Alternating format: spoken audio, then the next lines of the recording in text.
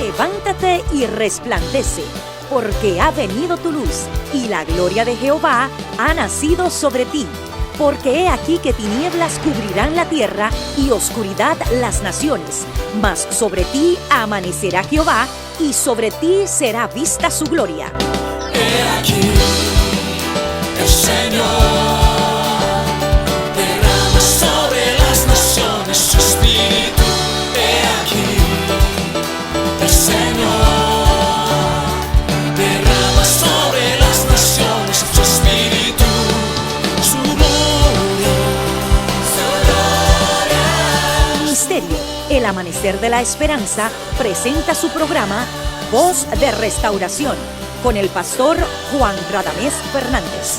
Escucha atentamente la palabra que proviene del mismo corazón del Padre para consolar tu vida.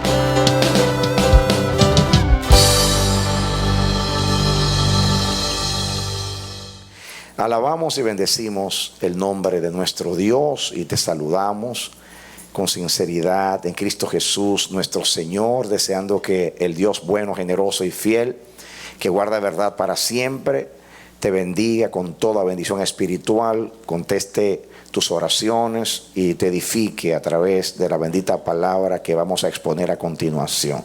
Eres bienvenido y bienvenida a nuestra programación Voz de Restauración. Te invitamos a continuación a que junte tu espíritu y tu deseo con nosotros para edificarnos a través de la palabra que Dios nos va a predicar, el mensaje que nos trae el Señor en esta ocasión, en el nombre de Jesús. Amén. Bien, amados, vamos a la palabra, Hechos capítulo 24. ¿Lo tiene?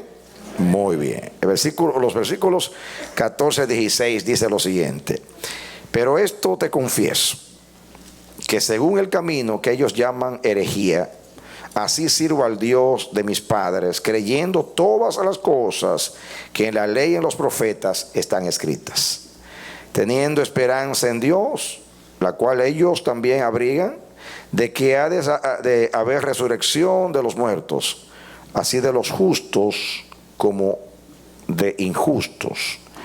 Y por esto procuro tener siempre una conciencia sin ofensa ante Dios y ante los hombres. Que Dios nos bendiga a través de la palabra. Voy a hablar un poquito del contexto de este pasaje y vamos a hablar algunas cosas que dijimos esta mañana y luego vamos a añadir lo que Dios quiere que digamos esta tarde. El apóstol, o sea, Saulo de Tarso, estaba siendo juzgado por el gobernador Félix en Cesarea. Pablo fue a Jerusalén por el testimonio del Espíritu Santo. Por todas las ciudades, según él mismo narra, el Espíritu le decía que tenía que ir a Roma y que tenía que pasar por Jerusalén.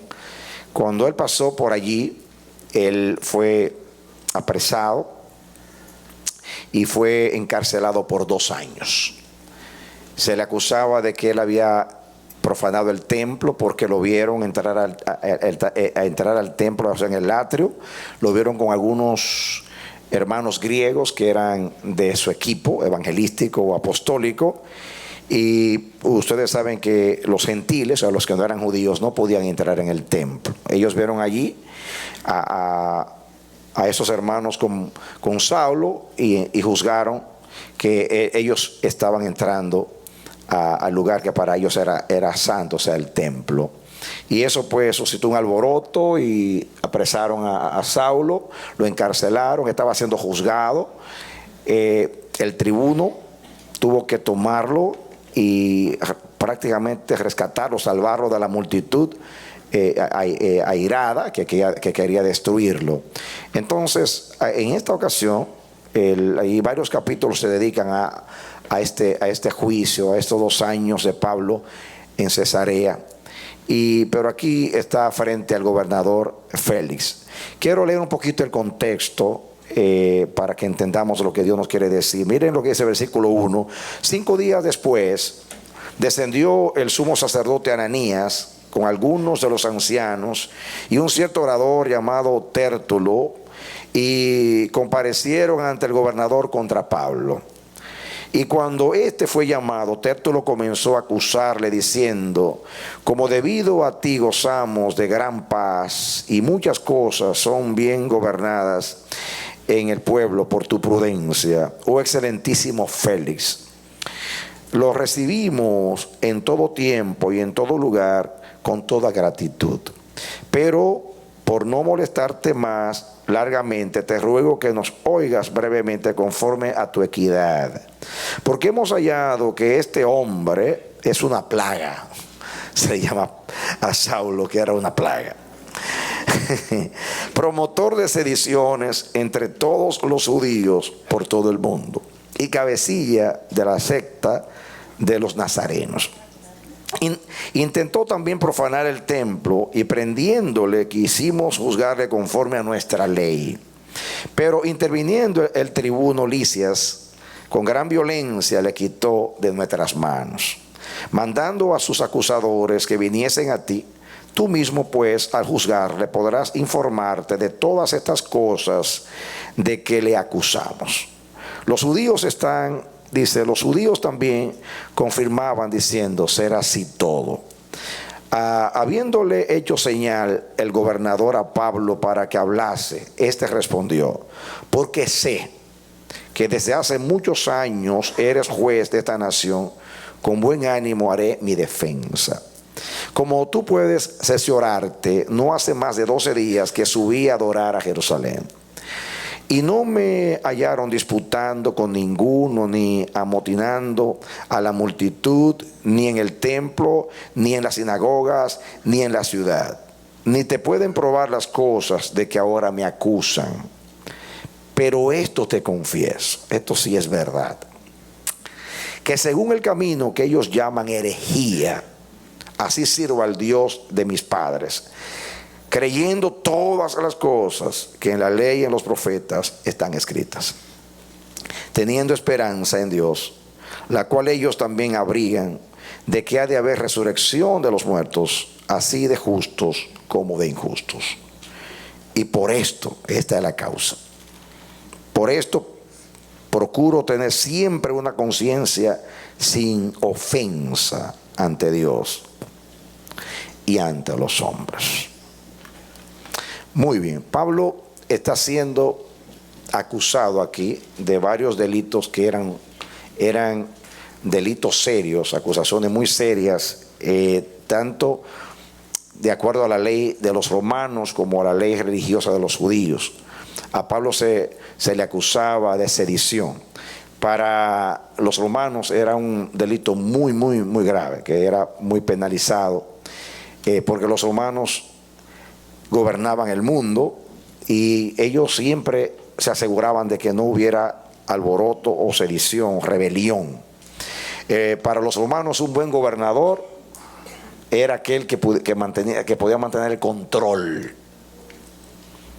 Por ejemplo, hay ciertas evidencias históricas que el Pilato cayó en desgracia con respecto al emperador, porque malas noticias acerca de su manera de gobernar llegaban a Roma. Y el buen gobernador, repito, para los romanos era aquel que podía mantener todo bajo control, que no hubiera ningún tipo de rebelión. Entonces, cuando se levantaba alguien hacia un alboroto, era condenado con la muerte. Cuando hacía alboroto o sedición o rebelión. Entonces, acusar a Pablo de esto era condenarlo literalmente a muerte, era algo muy serio. También el que violaba o profanaba el templo, según los judíos, era también digno de muerte. Así que era muy difícil para Pablo escapar de esta situación. Pablo se defiende, como ustedes ven, refutando que a él no le podían probar ninguna de esas acusaciones. La única ahí que era verdadera era que él era cabecilla de la secta de los nazarenos. Porque Jesús era Jesús de Nazaret, pues a ellos se llamaban los nazarenos. Y ellos consideraban el cristianismo como una secta que surgía, que brotaba. Así como había partidos religiosos entre los judíos, estaban los fariseos, saduceos, los herodianos, esenios, etcétera, etcétera.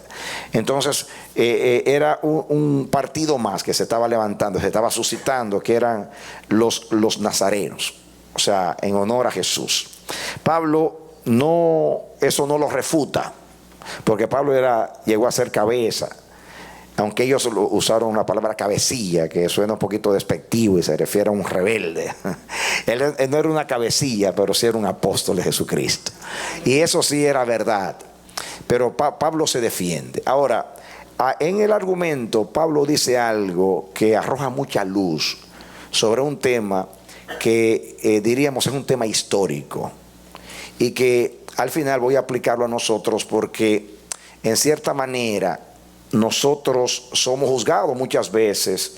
Se nos juzga así como se está juzgando a Pablo aquí, de ser un sectario, de ser un hereje. Entonces, aquí Pablo llama a lo que ellos llamaban herejía, él llama camino. Fíjense lo que Pablo dice. Ese camino, dice aquí la razón, versículo 14: por esto te confieso. En otras palabras, en su defensa, lo primero que él dice: bueno, ni me vieron en el templo, ni estaba alborotando al pueblo, ni estaba revelando al pueblo, ni hice nada de esas cosas. Ellos no te lo pueden probar. Ahora, yo te confieso que hay algo de lo que están diciendo que yo acepto. Y es esto: que según el camino que ellos llaman herejía, así sirvo al Dios de mis padres, creyendo todas las cosas que en la ley y en los profetas están escritas. En otras palabras, ustedes están llamando al cristianismo, al evangelio, lo están llamando ustedes herejía. Esta palabra herejía es la misma palabra que se traduce en el libro de los Hechos como secta, que de hecho es la misma palabra que usa ahí la secta de los nazarenos en el versículo 5, pero que aquí se traduce herejía porque tiene otra, en la traducción tiene otra connotación. Es herejía en realidad lo que ellos quisieron decir que era el camino, porque era una secta condenable. Por ejemplo, los fariseos eran una secta, pero no lo consideraban herejía. Fíjense, los fariseos, porque eran apegados a la ley, no los consideraban una secta. Ya era una secta, era un partido. Los escribas no eran considerados una secta. Aún los que no creían en la resurrección, los saduceos, fíjense, que negaban la fe del Antiguo Testamento porque no creían ni en ángeles, ni en espíritus, ni en nada sobrenatural.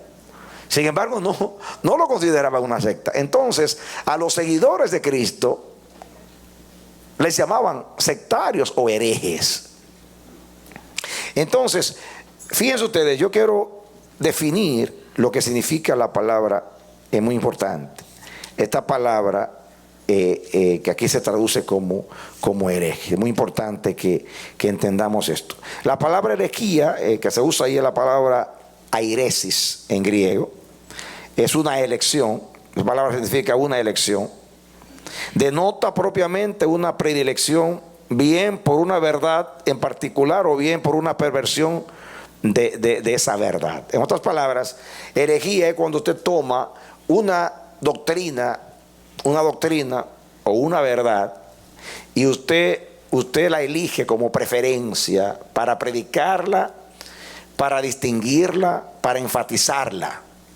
Muchas veces no es una verdad, sino una mentira que usted predique, pero la connotación es una elección y a la vez una división, porque a usted elegir esa doctrina, usted se está distinguiendo del grupo, se está apartando del grupo doctrinalmente para seguir esa doctrina, ese énfasis. Muchas veces el énfasis o la verdad, lo que usted elige, por lo cual usted se divide, es una enseñanza correcta, pero puede también ser una enseñanza incorrecta. Por eso que un sectario es alguien que divide, un divisor, un separatista, un partidista. De hecho, esta palabra se usa hablando de una de las obras de la carne en Gálatas capítulo 5. Dice, esas son las obras de la carne: enemistades, pleitos, celo, ira, contienda, herejía. Ahí tú usas la palabra. Lo que producen disensión en el cuerpo, que separan el cuerpo. Pero Pablo se defiende diciendo: ustedes al camino le llaman herejía. Yo no llamo al camino herejía. Yo le llamo al evangelio camino, no herejía.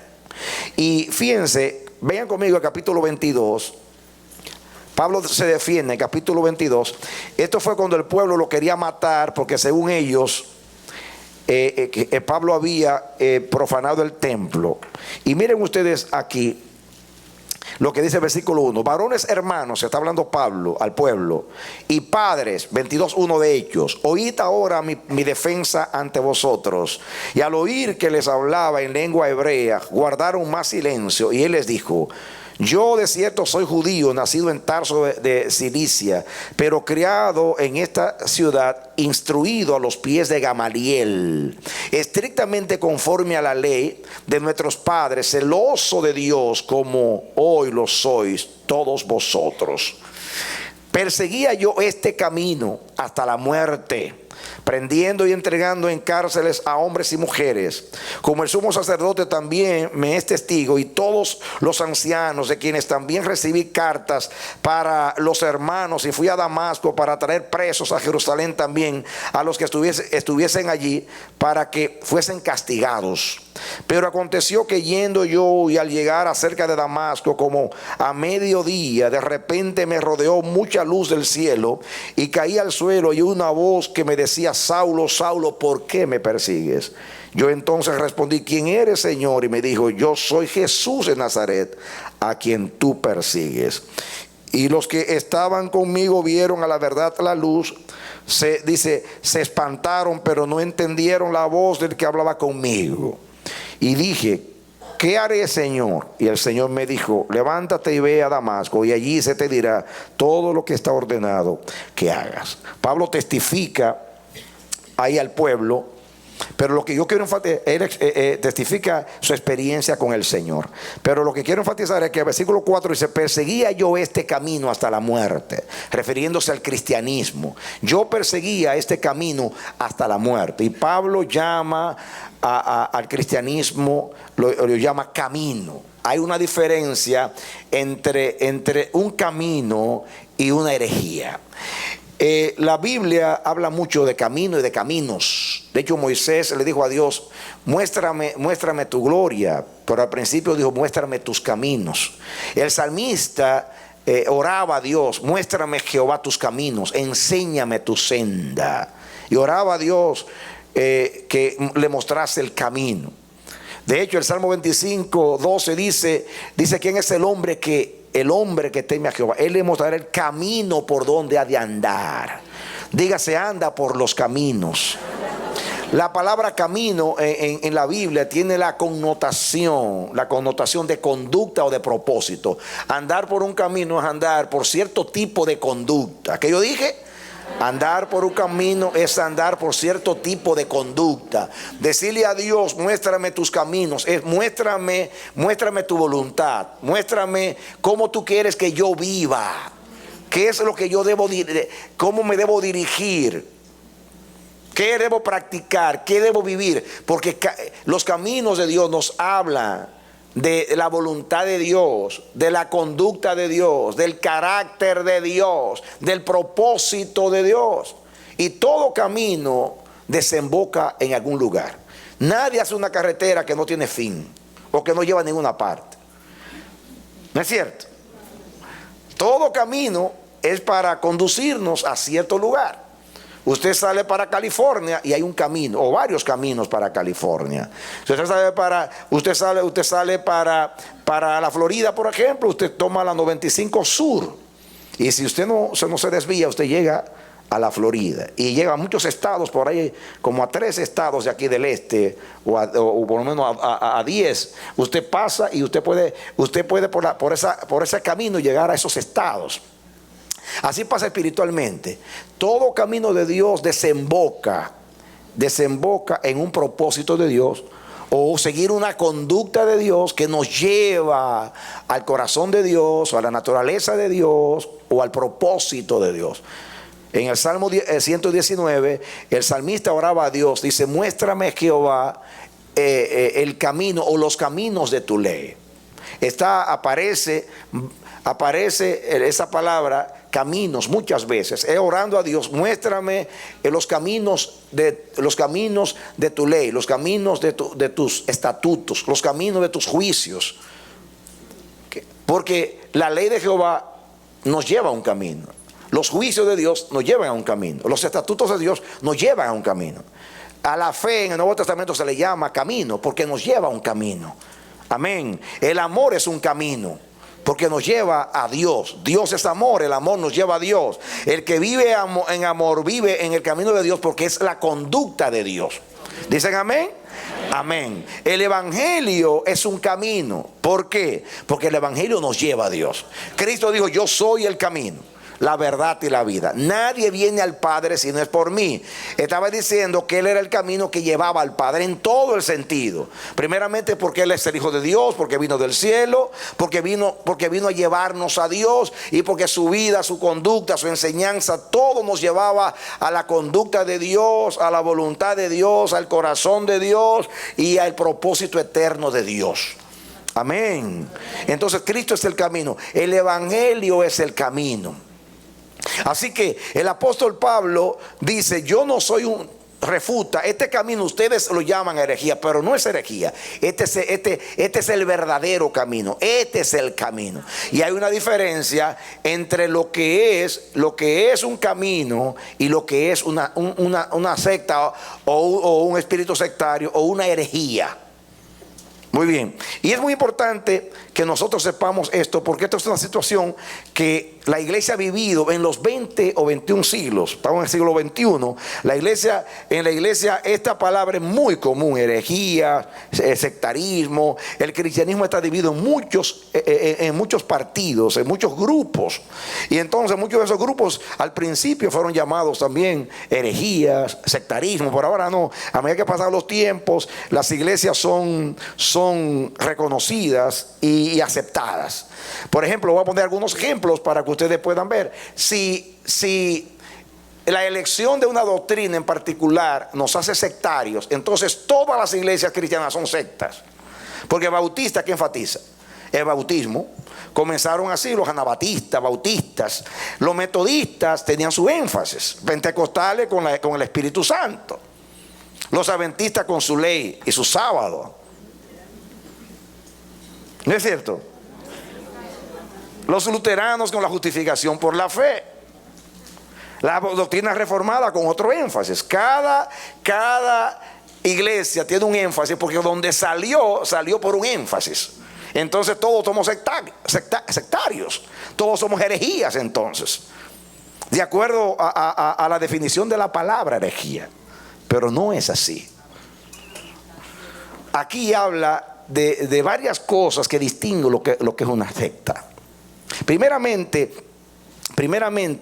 en la herejía hay un espíritu equivocado. ¿Qué yo dije? En la herejía, escúchenme bien, en herejía hay una doctrina equivocada. Una doctrina equivocada, pero más que una doctrina equivocada, es un espíritu equivocado. Porque muchas veces la doctrina está correcta y el espíritu está equivocado. ¿Qué yo dije? A veces la doctrina está correcta, el espíritu está equivocado.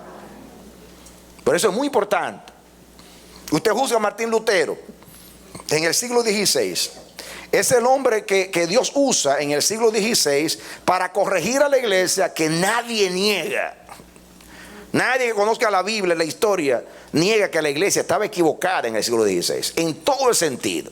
Dios usa a Martín Lutero para restaurar a la iglesia y volverla al mensaje puro del evangelio, de la gracia de Cristo, al sacerdocio de los creyentes, a la Biblia como la única norma de fe y de conducta. Eso es vital, fundamental. Pero a pesar de que Martín Lutero fue un hombre firme, severo, convencido, que desafió a Roma, a la Iglesia Católica y al mundo, y lo sacudió con su enseñanza, Martín Lutero no tenía una mala motivación, todo lo contrario. Él nunca quería dividir la iglesia, ese no era su plan. Todo lo contrario, cuando él comenzó a enseñar aquello y a defenderlo, nunca pensaba, cuando él clavó la tesis en aquella iglesia, él no jamás estaba pensando que eso iba a trascender. Jamás. Él simplemente puso ahí para defender algunos principios de las enseñanzas bíblicas, porque era costumbre en aquellos días que cuando usted quería defender algo, usted desafiaba y decía: ¿quién quiere discutir conmigo esto? Y usted ponía ahí lo que usted pensaba y venía alguien y discutía con usted. Eso era una práctica de su época, especialmente en lo académico.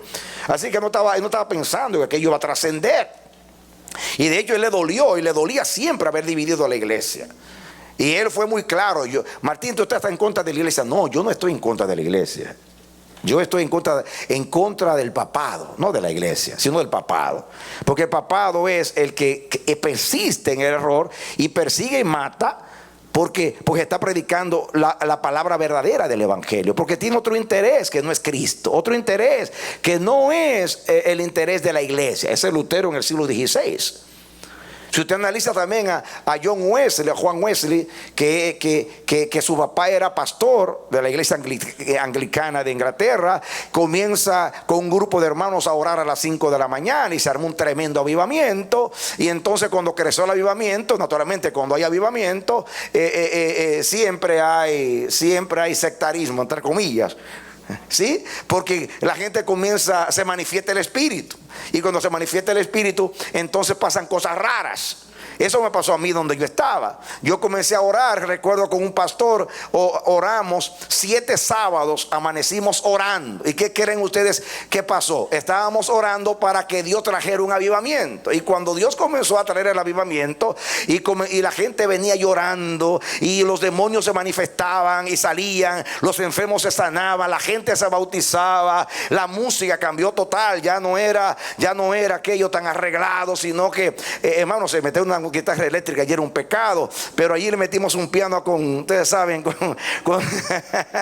con ciertos efectos, y aquello era un escándalo. Y nosotros, pues, lo que queríamos era adorar al Señor, y no habíamos trascendido como hablar en lenguas ni nada que se parezca, por aquello fue un desastre. Entonces me dijeron a mí que me fuera con mi música a otra parte, que ya yo no era de esa iglesia, sino ya yo era pentecostal, y yo nunca pensaba ser pentecostal.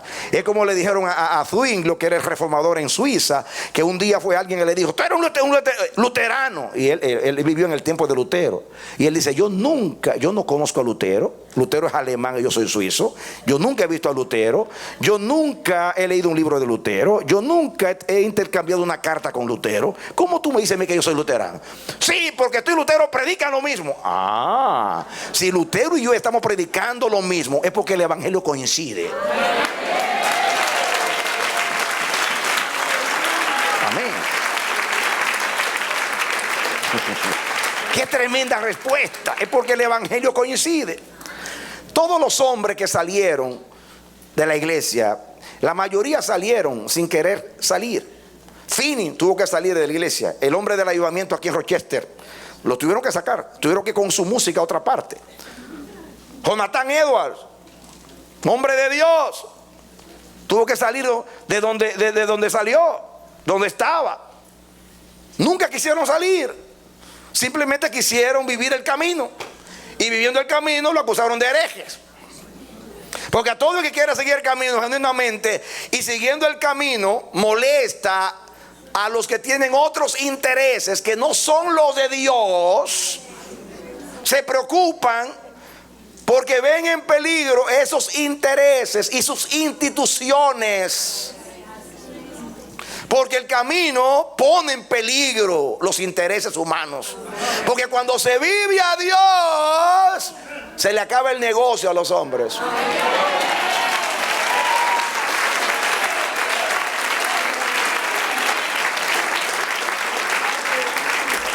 Amén. Y la mayoría de los pleitos religiosos que hay es porque la gente no quiere perder los negocios. Eso no fue lo que pasó con Jesús. Eso no fue el argumento de Caifás. A este hombre todo el mundo lo está siguiendo. Si lo dejamos, más tarde vendrán los romanos y vamos a perder todos los privilegios que tenemos como Sanedrín. Este hombre pone en peligro nuestros intereses. Fue lo que quiso decir en último análisis. Hasta profetizó sin quererlo, diciendo que Jesús iba a morir por toda la nación. Así dijo, es necesario que un hombre muera por toda la nación. Otra palabra, matémosle y nos libramos no solamente de él, sino de que por causa de él vengan los romanos y nos quiten la posición aquí. Porque los judíos eran respetados por los romanos, su iglesia, y inclusive el sumo sacerdocio y el Sanedrín tenían muchos privilegios que los romanos por tolerancia y por mantener la armonía y la paz y para no provocar rebelión se lo concedían. Si ustedes ven el juicio de Cristo, todo era, Jesús fue juzgado en medio de sátiras, mis hermanos, de política. Usted ve a Pilato bregando con el Sanedrín de cierta manera, y el Sanedrín con respecto a Pilato, y usted ve las intrigas allí, las sátiras, las ironías. Usted lo puede mirar allí. Cuando Pilato pone el letrero allí, este es el rey de los judíos. No, quita el letrero. No digas que él es el rey de los judíos, sino que él dijo que era el rey de los judíos. Pilato puso ese letrero, fue para decirle, para ridiculizar a los judíos, decir, miren el rey de Israel colgado en una cruz. Claro, se quiso burlar de los judíos usando a Jesús. Pero no sabe que Dios lo estaba usando a él, porque ese que estaba desnudo, avergonzado, era el rey de los judíos, y Dios se lo hizo poner el letrero en los 3 idiomas: en el idioma de los romanos, que era el latín; en el idioma de la cultura, que era el griego; y en el idioma de los judíos, que era el hebreo. Y dice Dios, me voy a valer de todas esas ironías para decir que ese crucificado, rechazado, desnudo y avergonzado es el Hijo de Dios y el Rey de Israel. Créanlo o no lo crean, acéptenlo o no lo acepten. Porque Dios es soberano y se mete hasta el infierno y hace que el diablo lo obedezca, aunque no le quiera obedecer. ¡Aleluya! Amén. Todo lo que hace, todo lo que quiere hacer, lo hace en el cielo y en la tierra, y a nadie que se le ha opuesto le ha ido bien. Denle un aplauso al Señor. Amén. Amén. Gloria al Señor. Todo el que quiere vivir en el camino atenta contra los intereses de los sistemas religiosos. Por consiguiente son tildados de divisores.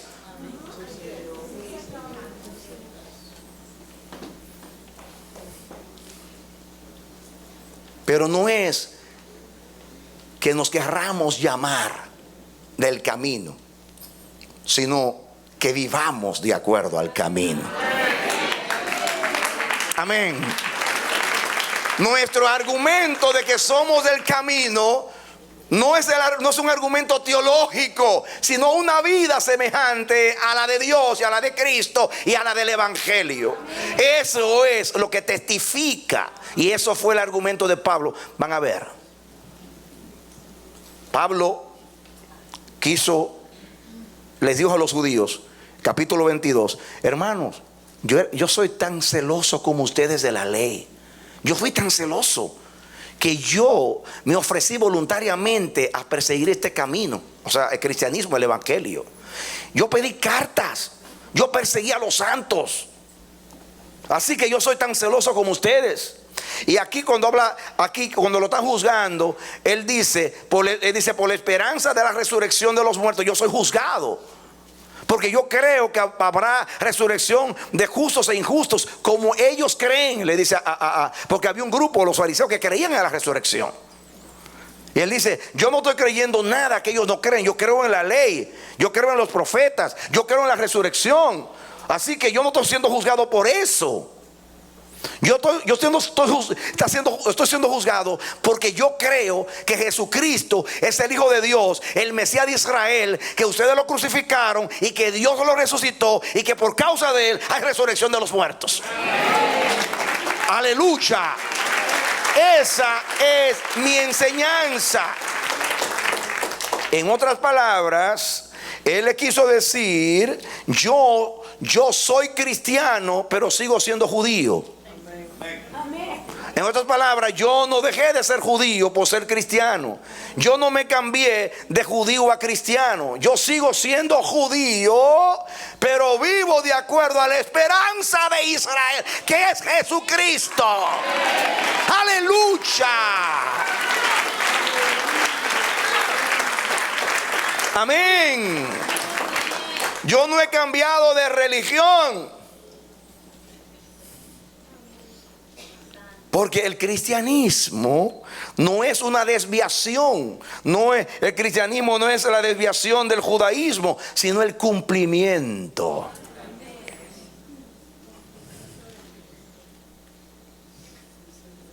En otras palabras, Pablo afirma que el cristianismo, en último análisis, es el verdadero judaísmo. El cristianismo fue lo mismo que dijo Jesús de Natanael. He aquí un verdadero israelita en el cual no hay engaño.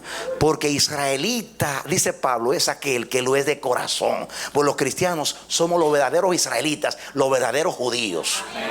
Los que vivimos de acuerdo al camino, los que vivimos de acuerdo a Dios, los que vivimos de acuerdo al cumplimiento de la ley y los profetas, porque Cristo es el cumplimiento de la ley y de los profetas. Yo no he venido a abrogar la ley, vine a cumplirla. Cristo es el cumplimiento de la ley. La ley es un ayo para llevarnos a Cristo. Cristo es el cumplimiento del antiguo pacto para poder comenzar el nuevo y traer salvación a Israel y a todas las naciones. En otras palabras, si ser un sectario, de acuerdo a la definición, es tener una preferencia o una elección de una doctrina tal para yo ser diferente o crear una división, entonces el camino mío no es una herejía ni una secta. Porque yo primeramente creo en la fe que Dios le dio a los judíos y a través de los profetas y de Moisés. Yo creo. Lo que yo creo que ustedes no creen es que Jesucristo es el Mesías y que Él cumplió todo lo que escribió Moisés y que escribieron los profetas. En Él se cumplió la ley y los profetas. La ley y los profetas hasta Juan. Desde entonces se predica el reino de Dios.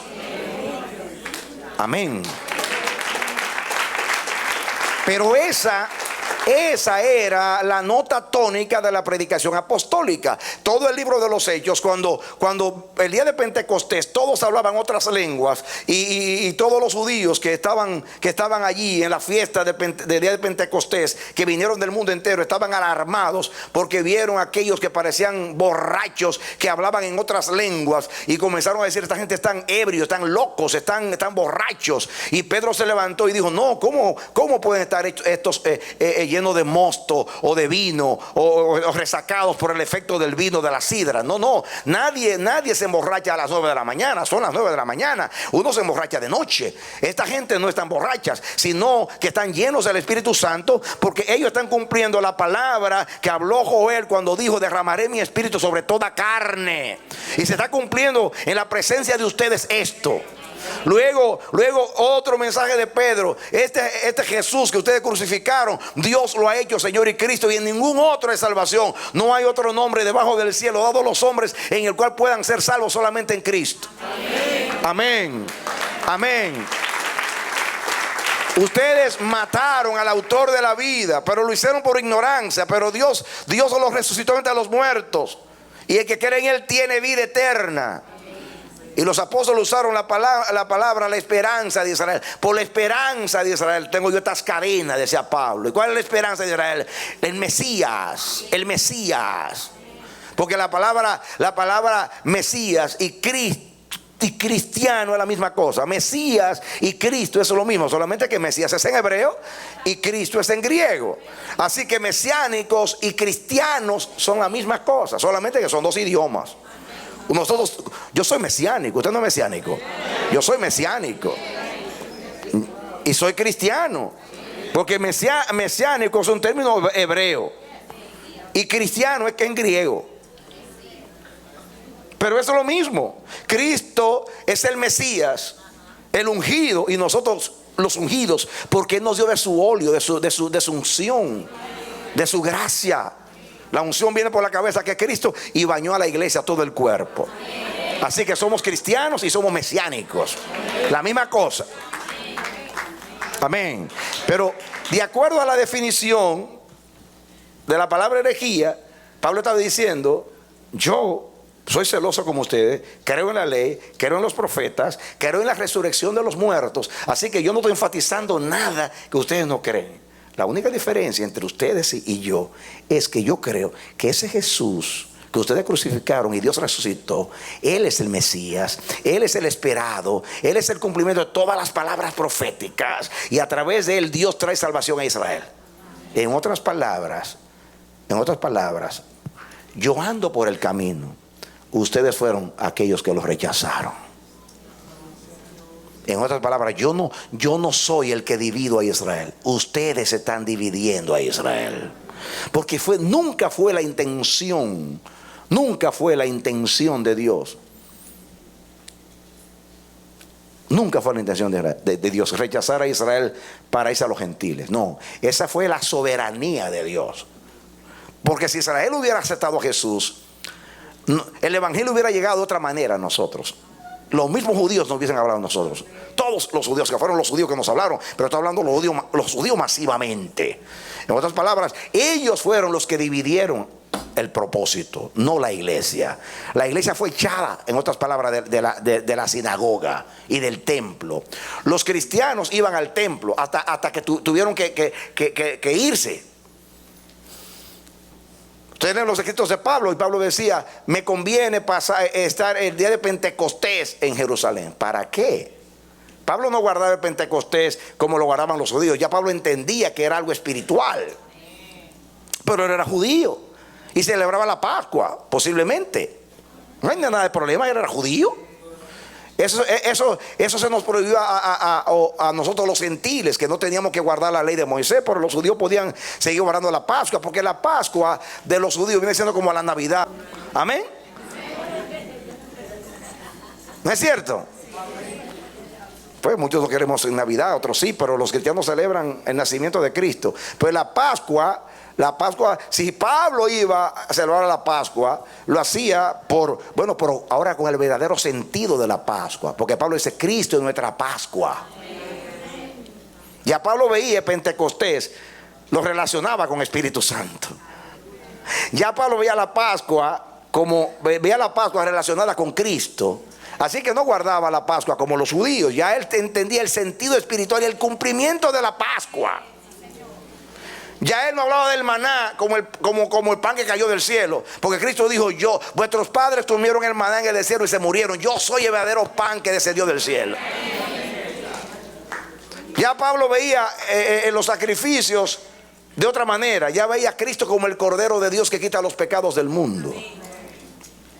Totalmente distinto. Entonces, hay una diferencia entre el camino y ser un hereje.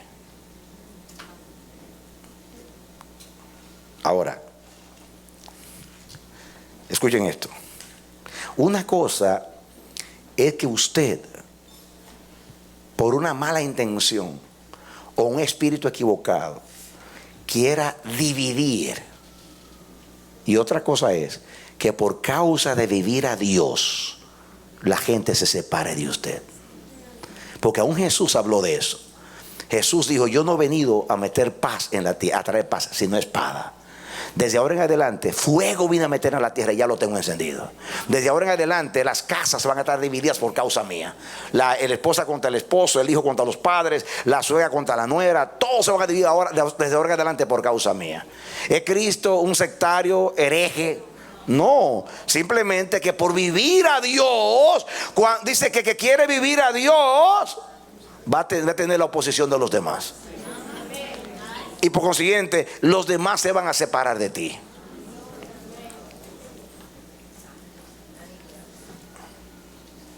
¿Usted entiende eso? Ahora, yo quiero que ustedes vean, hermanos, el sentir de Pablo en este pasaje. Miren, vayan al capítulo 24 otra vez. versículo 14. Pero esto te confieso, le dice él a Félix. ¿Lo tienen? 24:14. Que según el camino que ellos llaman herejía, así sirvo al Dios de mis padres, creyendo todas las cosas que en la ley y los profetas están escritas.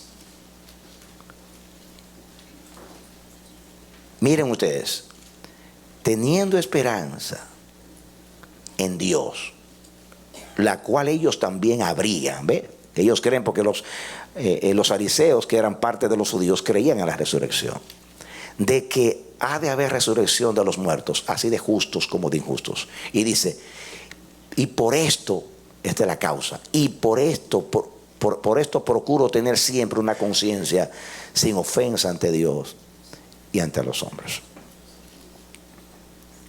Si Pablo o los apóstoles, que fue los que eran acusados de herejes, ellos nunca quisieron dividir a Israel, nunca quisieron tener una fe separada. Si ustedes leen los libros de los Hechos, las epístolas, se van a dar cuenta ustedes que el cristianismo no era una secta más de los judíos. Esa no era la intención. La intención de ellos es que todo Israel aceptara a Jesús para que se cumpliera el propósito de Dios con enviar a su Hijo. Esa era la intención de ellos. Y eso es lo que Pablo defiende. Ustedes llaman a esto herejía, pero este es el camino de Dios. Este es el camino de Dios. Y Pablo mostraba el amor. Miren, yo leí esto esta mañana, lo voy a leer ahora porque es necesario que ustedes sean participantes de esta palabra. En el libro que sigue, en Romanos capítulo 9, vamos a volver después a este pasaje, pero quiero que vean Romanos capítulo 9, ya lo tienen, está cerquita ahí. Dice, verdad digo en Cristo. Estoy leyendo el libro que sigue, Romanos capítulo 9. Después de los Hechos sigue Romanos capítulo 9, versículo 1 en adelante. ¿Lo tienen? Dice Pablo, verdad digo en Cristo. Digan que también son una verdad, estoy diciendo en Cristo, y no miento. ¿Cuántos creen que Pablo está siendo sincero? Y mi conciencia me da testimonio en el Espíritu. Miren que hace alusión a su conciencia y llama a Cristo como testigo, porque dice, verdad digo en Cristo. Y repite, y no miento. Y mi conciencia, que está guiada por el Espíritu, da testimonio de que estoy diciendo la verdad. Que tengo gran tristeza y continuo dolor en mi corazón, porque deseara yo mismo ser anatema, separado de Cristo, por amor a mis hermanos, los que son mis parientes según la carne, o sea, los judíos o los hebreos. ¿Saben lo que Pablo está diciendo aquí? Pablo está diciendo aquí, yo estoy dispuesto a ser separado de Cristo si con eso Israel se une a Cristo.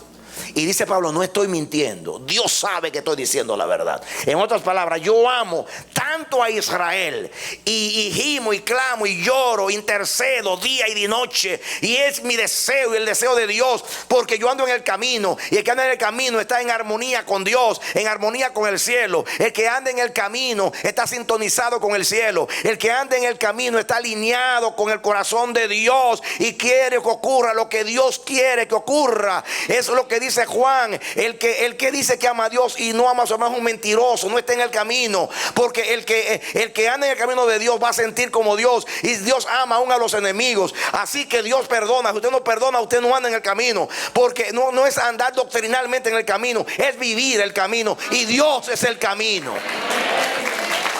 Amén. Amén. Muchos profesan conocer a Dios, pero con sus hechos lo niegan. Entonces Pablo está diciendo acá, yo amo a Israel como Dios ama a Israel. Yo recuerdo cuando fuimos a Israel, que Dios me mandó una profeta de aquí, de esta casa, profeta menor, pues aquí llaman, a la vida llaman profetas mayores a los que han escrito muchas páginas, muchos capítulos, y menores los que escriben pocos capítulos. Una hermanita de acá me dijo, En este viaje a Israel usted va a ver a personas importantes. Yo entre mí dije que voy yo a ver a nadie importante en Israel. Íbamos a orar por Israel. Y yo dudé, Dios sabe que dudé. Yo dije, voy a ver a nadie importante en Israel. Y unas cuantas semanas después me llamaron para decirme que yo era parte de una delegación que iba a entrevistarse con el presidente de Israel. Me acordé de la hermanita.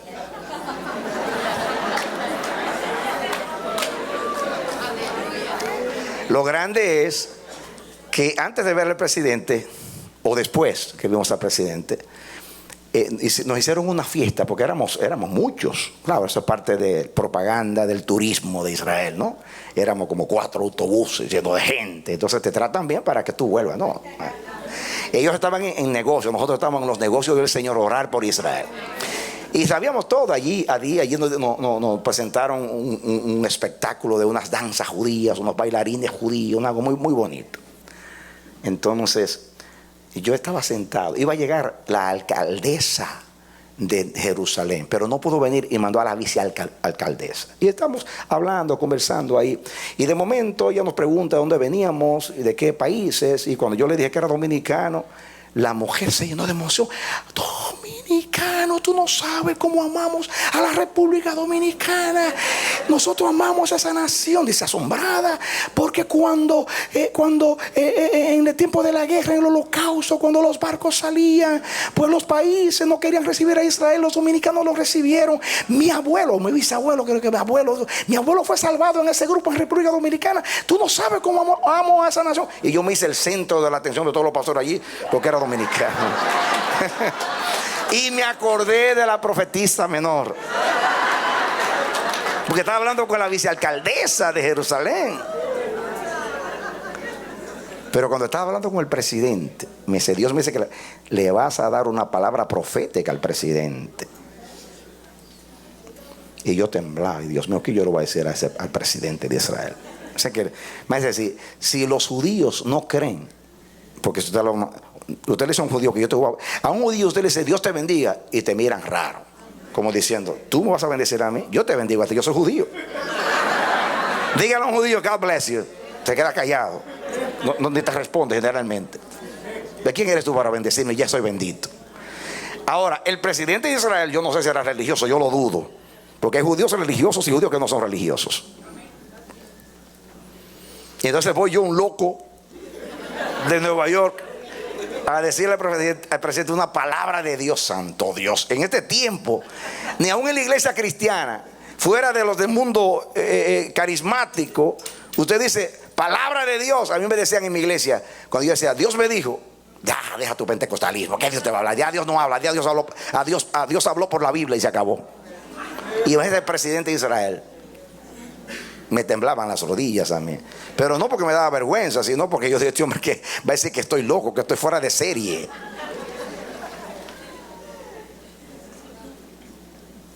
Y el mensaje que Dios me dio para él fue: señor presidente, siempre que Israel estuvo bien con Dios, le fue bien, pero cuando Israel estuvo mal con Dios, le fue mal.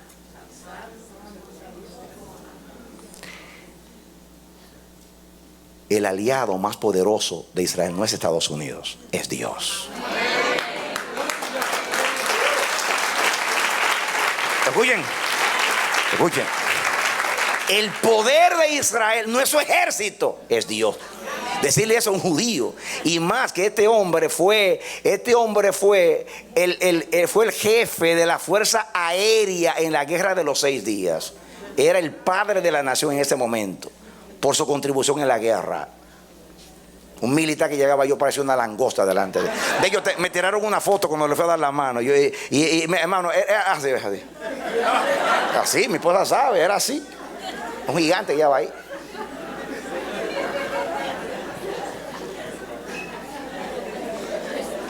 Y yo le dije, temblando, digo yo, señor presidente, tengo una palabra de Dios para usted. Ya si palabra de Dios para usted, dice, este loco, ¿quién es? ¿De dónde vino? Y le dije ese mensaje. Y después le terminé diciendo, Dios quiere que ustedes dirijan a la nación como la dirigió David, Josías y Ezequías, en el temor de Dios. Y el hombre me dijo, asintió y dijo, toda la Biblia dice eso. Gloria a Dios, dije yo. Por lo menos acepto eso. Escuchen. Pero cuando nos fueron a presentar, que es por lo cual estoy hablando, yo no estoy hablando porque usted sepa que yo voy a presidente, sino para decir esto. Cuando nos presentó la persona que nos llevó, que había sido capitán en la guerra de los 6 días, era un discípulo de él, la guerra, y que por eso tenía acceso a él. Este hombre le dice, señor presidente, esa fue la introducción, señor presidente, yo sé que usted no acostumbra a recibir turistas, pero esta gente no son turistas. Esta gente ama a Israel. Y él abrió los ojos y dijo, así dijo, como un militar, ¿y por qué aman a Israel? ¿Así? Yo dije, wow, ¿quién contesta? dice, y así mismo dice, ¿y por qué aman a Israel? Como a Israel nadie lo ama.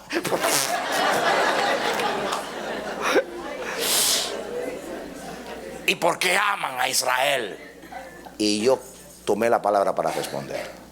Señor presidente, nosotros amamos a Israel. Porque él le dijo, miren, esta gente ama tanto a Israel que siempre en Nueva York oran por Israel. Esta gente inclusive dedicaron un día en la radio entero, 24 horas, a orar un sábado por Israel. Yo me entonces, ¿y por qué aman a Israel? Y entonces yo tomé la palabra y dije, señor presidente, nosotros amamos a Israel porque Dios ama a Israel. Amén. Escuchen, yo no dije esto así al azar, fue por palabra de Dios. Porque hermano, si usted no ama a Dios, usted no ama a Israel. Porque ni Dios amara a Israel. ¿Cómo así? Porque los judíos son tan malos en el sentido de, y nosotros peores que ellos. Sí. Yo estoy hablando espiritualmente con relación a Dios, basado en lo que dice la Biblia, el rechazo de ellos a los profetas que los mataron, los apedrearon, aún a Moisés, a Jesús. Bueno, nosotros peores porque sabemos todo eso, somos peores que ellos. Pero estoy diciendo que Dios ama a Israel no porque Israel sea bueno, como a ti y a mí. Dios no nos ama que son buenos, sino porque Dios es misericordioso, paciente, y cuando ama, ama. Y siempre ama, gloria a Dios por Dios. Miren lo que dije, gloria a Dios por Dios. Yo le quise decir, si Dios ama a Israel, yo amo a Israel. Porque yo y Dios una sola cosa somos. En otras palabras, yo no puedo aborrecer a alguien que Dios ama. Yo viví una experiencia cuando yo era un pichón en el ministerio. Hubo un hombre aquí cuando yo comencé en la denominación como pastor, que yo vine a hacer a hacer un trabajo evangelístico con él aquí en el 75, y Dios me usó y me llenó de gracia delante de este evangelista. Es un siervo de Dios argentino, tuvo una conversión directa como Saulo, Dios se le apareció, tenía una gracia preciosísima como predicador, era lleno de gracia. Y él inclusive dijo, cuando tú te gradúes, ven que tú tienes trabajo conmigo. Y Dios me dio gracia con él.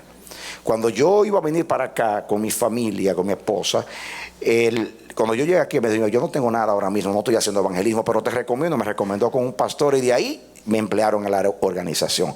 Cuando yo comencé como un pichón, yo tenía un programa de radio a las 6 de la mañana. Él tenía un programa de televisión que tenía una tremenda audiencia, un programa de radio en la emisora de más audiencia aquí, que yo no sé si lo es todavía, Radio Guado, a las 9. Tremendo horario tenía. Y yo, por una emisora que no era esa, a las 6 de la mañana. Llegó un momento que a las 6 yo tenía más llamadas que él a las 9. Y él tenía 5 líneas y yo tenía una sola. O sea que llamaba, tenía que esperar que terminar, colgar y volver a levantar el teléfono. Y yo recibía más llamadas que él. Así que el pichón comenzó a crecer. Y entonces había una actividad a nivel de iglesia en toda la ciudad, y a mí me dieron 2 partes en ese programa. Y cuando yo fui, me dijeron, solamente hay una para ti. Y me dice que está ahí. Lo que pasa es que fulano te cortó las alas. O sea, me dio una parte para que yo no hablara del programa, otra cosa. Y a mí me llenó aquello de mucha tristeza. porque ese hombre yo lo amaba como un padre y ahora me está cortando las alas. Y yo me deprimí muchísimo, se lo confieso. Y cuando ya estaban haciendo eso que le nace a uno cuando ve a alguien que le quiere cortar las alas, usted sabe, un sentimiento de amargura o de raíz de amargura o algo así, y me estaban haciendo aquello, el Espíritu de Dios tuvo misericordia de mí. Y ¿saben qué? Yo dije dentro de mí, primeramente, este hombre ha sido una bendición para mi vida. Que ahora esté contra mí porque tiene temor, que el temor es humano, de que el pichón vuele más. Yo no iba a volar más con él jamás. Yo no le podía ni dar por ahí a ese hombre, pero el temor es temor. Ustedes saben cómo es. Pero lo que me retuvo a mí, que me ministró de sacarme el dolor por dentro, fue este pensamiento. Yo dije, este hombre está lleno de gracia. Primeramente, tuvo un llamado sobrenatural. Segundo, Dios lo usa de una manera preciosísima. Y yo dije, si Dios está con él y la gracia está con él, yo nunca estaré en contra de él. Porque yo nunca voy a estar en contra de alguien que le simpatiza a Dios. Y te lo digo así, porque Dios me lo trajo este incidente. Si una persona está llena de gracia, mire, bésele, arrópele, porque si Dios está con él, yo tengo que estar con él también. Amén. Yo no puedo estar en contra de nadie que tenga la gracia de Dios, porque me estoy oponiendo a Dios, y yo no puedo oponerme a Dios porque yo soy de Dios. Amén. ¿Quién se atreve a decir que Dios no ama a Israel? Si Pablo mismo lo dice, son amados por causa de los padres, no porque se lo merezcan, sino porque Dios hizo un pacto con sus padres. Pero yo tampoco me lo merezco. Pero Dios tiene un pacto con Cristo y por eso me ama a mí. Dale un aplauso al Señor. ¡Aleluya! ¡Amén! Gloria a Dios. ¿Qué es lo que quiero decir con todo esto? Mis hermanos, no puedo ser un hereje si tengo el corazón de Dios. Porque Dios no divide, Dios une. Oye Israel, Jehová tu Dios, Jehová uno es. Toda la esencia de la escritura donde cuelga la ley y los profetas es que Dios es uno. Oye Israel, escúchalo, ese es el mandamiento. Dios se tomó a sí mismo para hacer el universo. Hizo el hogar pensando en él. Porque la mujer salió del varón, así como todo el universo salió de Dios. Cristo vino para hacernos uno con el Padre cuando el pecado nos separó del Padre. Dios une. Un día todas las naciones van a ser una. Porque Dios va a juntar a todas las naciones que le creen, que es la iglesia. Las naciones salvadas son los cristianos de la China, de Japón, de Argentina, de Rusia. Los va a juntar a todos y va a ser una nueva tierra. Cielos nuevos y tierra nueva. Con gente nueva, redimida por la sangre de Cristo. Y cuando Juan vio a la gran multitud, estos quienes son y de dónde vienen, son los redimidos por la sangre del Cordero. Por eso están aquí. No porque son bautistas, no porque son católicos, no porque son carismáticos, no porque son presbiterianos, sino porque fueron lavados por la sangre. Por eso están aquí. Así dice Juan, por eso están aquí.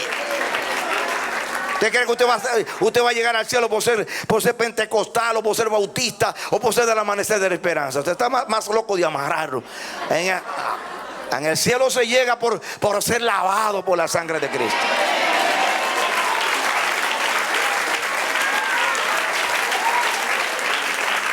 Ay de usted que vaya a presentar la tarjetita. Yo vengo de tal asamblea. Yo vengo de tal concilio. Los mandan al infierno a usted allí. Aunque sea amigo de Pedro que está en la puerta. Denle un aplauso al Señor. Amén.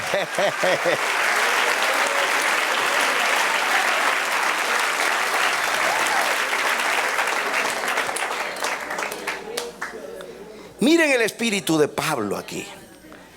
Pablo dice, escuchen, traten de captar el mensaje. Porque aquí hay una revelación. Porque usted lee estos versículos y usted no ve lo que Dios nos está mostrando. Porque no se ve si Dios no lo revela. Pero esto, dice, me están acusando de todas esas cosas, pero ni profané el templo, ni hice rebelión, sedición. Pero sí es verdad. Esto es versículo 14. 24:14. Pero esto te confieso, lo dice al gobernador Félix. Estoy leyendo en Hechos 24:14, donde el texto que estamos estudiando. ¿Ya lo tienen? Ok. Pero esto te confieso, que según el camino que ellos llaman herejía, pero no es herejía, es el camino. Por eso este mensaje se llama herejía o camino. El evangelio no es una herejía, es un camino. Así sirva al Dios de mis padres, creyendo todas las cosas que en la ley y en los profetas están escritas. Si el evangelio es una herejía, Jesucristo es el más grande de los herejes. Porque aunque Él vino a unir al mundo con Dios, el mundo se separó de Él. Cristo no dividió el mundo se dividió de Él. Porque Él vino a buscar y a salvar lo que se había perdido. Y Él lo dijo, yo no vine a traer paz, vine a meter división en el mundo. Pero no porque yo quiero, sino porque el seguir a Dios hace que el mundo se separe. Cuando el Señor venga aquel día, no va a haber partido laborista, partido demócrata, partido republicano. No. Allí van a haber dos grupos. Los que están a la derecha y los que están a la izquierda. Las ovejas y los cabros. Los que tienen cuernos y los que tienen lana. Las ovejas y las cabras. Y les dirá a las ovejas, venid benditos de mi Padre. Y a los otros, id al fuego eterno. Dos grupos. El mundo está dividido en esos dos grupos. Pero ¿saben ustedes? Lo que diferencia a un hereje del camino, vamos a poner que es un hereje que elige una doctrina que es correcta. Porque hay herejes que eligen doctrinas que son equivocadas. Pero un hereje que elige una doctrina correcta y se divide por la doctrina correcta. Ese hereje, dependiendo del espíritu de la persona. ¿Por qué? Porque la herejía es una obra de la carne. Una cosa es que usted por espíritu sea un rebelde, contradictor, divisor. Y otra cosa es que por usted querer vivir a Dios, la gente lo separe a usted. Y usted tenga que separarse porque usted quiere vivir a Dios. Y de hecho, todo aquel que quiere vivir a Dios ha tenido que irse con su música a otra parte. Con su combo y todo.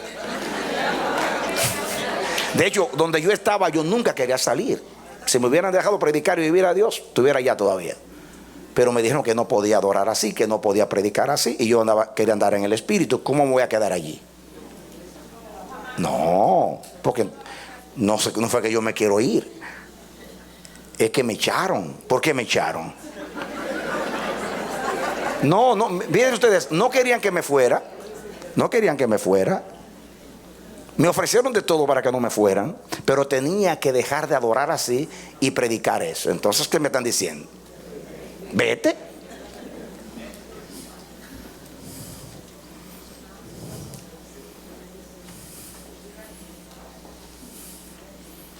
Yo tuve que hacer lo mismo en la ciudad cuando dejaron el altar, mis hermanos, y tuvimos nosotros que seguir el altar.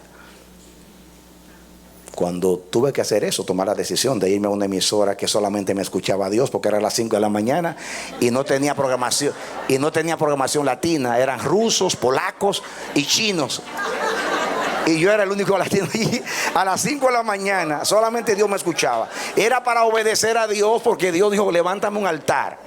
Pero los hermanos quisieron dedicarse a evangelismo, otra cosa, y dejaron el altar. Entonces, cuando yo fui a decirle que Dios me decía que me tenía que ir de la ciudad, o sea, del propósito de la ciudad, entonces se enojaron conmigo.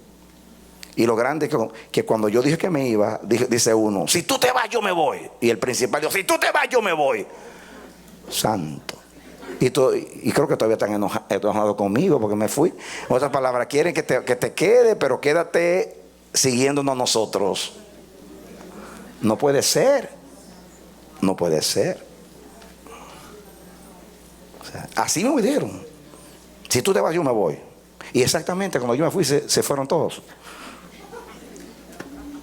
¿Usted puede entender esto?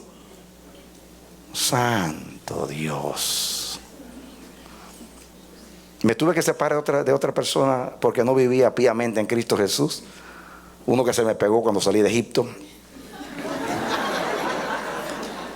Y después de 5 años lo soporté, toda la carnalidad vida y por haber. Cuando yo le dije, mira, Dios me dice que ya me separe de ti, que tomemos 2 caminos distintos. Me dice, sí, si tú me dejas, me amenazó.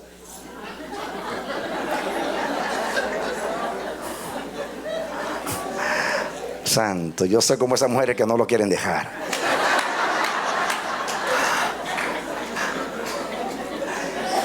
Y después que me separé por años, fui un día y le dije, mira, perdóname si mi separarme de ti te causó tristeza. Y llorando me dijo, no, perdóname, yo no te supe apreciar. Yo no supe lo que yo tenía, así me dijo. Hay otro que me separé de él y me dijo llorando, yo no tengo a nadie como tú en el mundo. Si tú no quieres que viajemos juntos, por lo menos no me niegues tu amistad. Porque tengo relación en el mundo entero, a todos los niveles, pero no tengo a nadie como tú que me pueda aconsejar, que me pueda... Pero ¿qué pasa? Quieren la bendición, pero no quieren el compromiso. Somos muy atractivos porque vivir la verdad del reino, la sinceridad, el espíritu, generosidad de dar, de entregarse, con personas así como ustedes, aseguro yo mi éxito, pero ningún compromiso. Entonces no es que uno quiera ser sectario. Si en esta ciudad están haciendo evangelismo, yo voy. Si van a orar, yo voy. O ahora, si van a un concierto pagando, ahí yo no voy.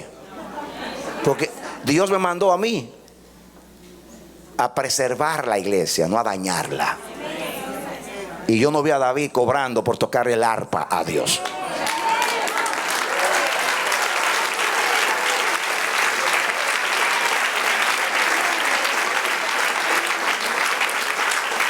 Entonces, ¿soy un hereje? No soy un hereje. Yo amo a mis hermanos que vivo llorándolos de noche y de día. Todas esas separaciones me tienen a mí. Yo tengo, usted ha visto a esa gente que tiene cicatrices. Si me abre el corazón tengo cicatrices porque los amo, los extraño y los lloro. Son mis hermanos. Fueron parte de la gente que Dios me puso en mi vida. Son parte de mi vida. Como los amigos del barrio, como los compañeros en la escuela. Son parte de mi vida. En realidad no me gustó separarme. Duré mucho tiempo por hacerlo. El asunto es que 2 no pueden andar juntos si no estuvieran en armonía. Pero voluntariamente no. Esta mañana compartí con los hermanos una práctica. A mí me han dicho, pero Dios mío, tú no te das cuenta que esa persona es carnal. No te das cuenta que... Pero ¿cuándo lo vas a entender? Lo sé más que tú. Soy más cerca que tú y soy profeta y tengo discernimiento y veo. Lo que pasa es que si Dios me unió con esa persona, tiene que ser el mismo Dios que me tiene que separar. Porque yo no elijo en el reino, elige Dios. Yo me casé con esa mujer y tenemos 37 años. Y fue hasta que la muerte nos separe, hasta que Cristo nos lleve. Tengo un pacto. Fue Dios que la eligió para mí. No tengo el derecho a separarme de ella. Porque es un pacto. Si Dios te trajo a esta iglesia, es Dios que te tiene que decir que te vaya. Porque fue el que te dijo que viniera. Amén. Amén. Cualquier decisión que tú tomes en la vida debe seguir lo que Dios te dijo. Yo he tolerado mucho en las relaciones. Me han estado pisando el pie ahí, dándome en el callo ahí todo el tiempo. Ahí yo sufriendo ahí. Pero yo digo, bueno, Señor, tú que me uniste y fue cuando cada separación, Dios mío, ya es tiempo, sepárate. Y con testimonios. Porque amo el cuerpo de Cristo, amo la unidad, porque amo a Dios. Yo sé que a Dios no le agrada la separación del cuerpo. No solamente lo predico, lo creo con todo mi corazón. Y cuando voy a las naciones, hay pastores que se convierten al reino de Dios, a la predicación de la vida del reino, que eso es lo que predicamos, que no es una doctrina nueva, es la doctrina que toda iglesia cree. Si usted va a todos los púlpitos, todo el mundo predica que hay que vivir a Dios. El problema es que no quieren vivir a Dios. En otras palabras, no estamos diciendo aquí, enfatizando que creemos en la resurrección, que creemos en el Espíritu Santo, que creemos en la lengua. Eso, no estamos predicando eso. No estamos predicando doctrinas. Estamos predicando que vivamos a Dios, que seamos sinceros con Dios, que seamos honestos con Dios, que le demos una ofrenda digna de Dios, que de corazón busquemos a Dios. ¿Qué es lo que Pablo está diciendo acá? Pablo está diciendo, miren lo que dice Pablo aquí en el versículo 16: y por esto procuro, como sé que hay una resurrección de los muertos, versículo 15, por eso procuro tener siempre una conciencia sin ofensa ante Dios y ante los hombres. En otras palabras, como yo creo que hay una resurrección y yo creo que hay un juicio y que todos vamos a comparecer frente al tribunal de Dios y yo voy a ir, yo quiero que el día que me juzgue vea que en mi corazón siempre hubo una conciencia limpia. Para mí predicar el juicio y la resurrección no es una predicación, una teología. No, yo estoy predicando algo que yo creo que es verdad y yo quiero vivirlo, no solamente para agradar a Dios, sino porque yo quiero ser aprobado por Dios aquel día. No es una relación mecánica con la palabra, sino de compromiso. Soy sincero con la verdad, quiero vivir la verdad. No soy de los que trafican con la palabra, ni medran la palabra, ni adulteran la palabra, sino de los piadosos, sinceros, que aman a Dios, aman la palabra. Eso es camino, eso no es herejía, aunque el mundo se separe de nosotros. Amén.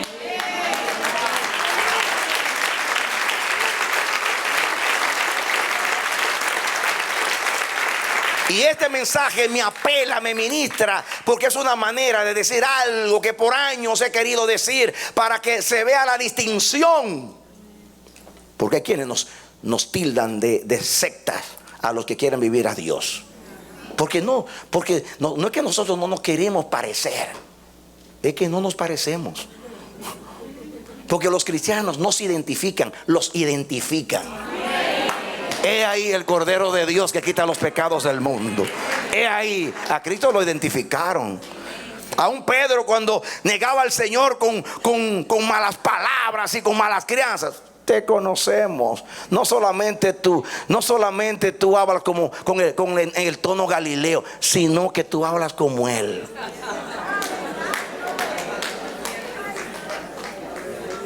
Somos cartas leídas.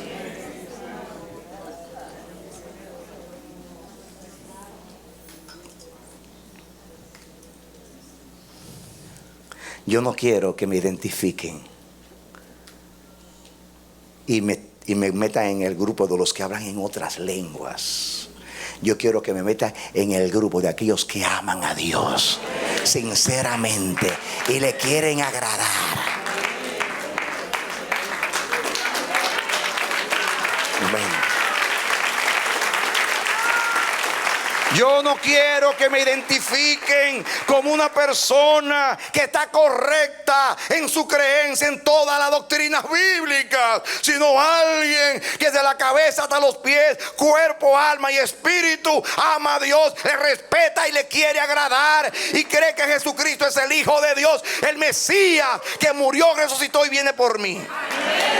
Pero lo creo de todo corazón, lo creo tanto que estoy dispuesto a pagar el precio que sea para vivir esa fe.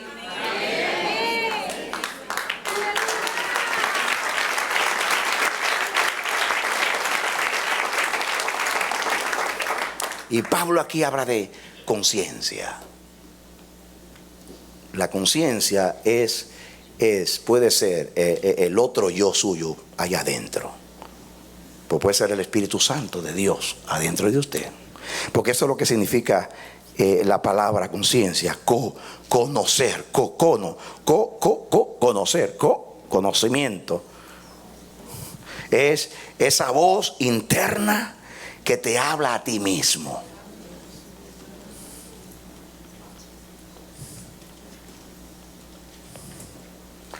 Y esa conciencia es una evidencia de que usted no procede del mono, sino de Dios.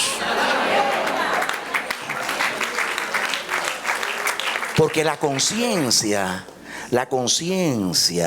es una voz que te dice lo que es malo y lo que es bueno. Y si tú amas a Dios y no eres un hereje, sino alguien que anda en el camino, entonces tú oyes la conciencia para agradar a Dios y hacer su voluntad, y no la silencia cuando tú quieres vivir el mal. ¿Me entienden? Porque tener una buena conciencia es simplemente temer a Dios. Porque dice que por el temor de Dios los hombres se apartan del mal.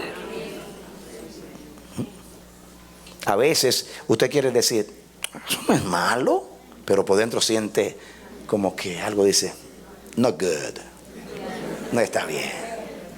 Entonces, ¿qué va a hacer? ¿Se va a llevar de su criterio o de lo que grita la conciencia? Por lo menos a mí me pasa eso, que a veces yo quiero aprobar algo y algo me dice, tú sabes que está malo.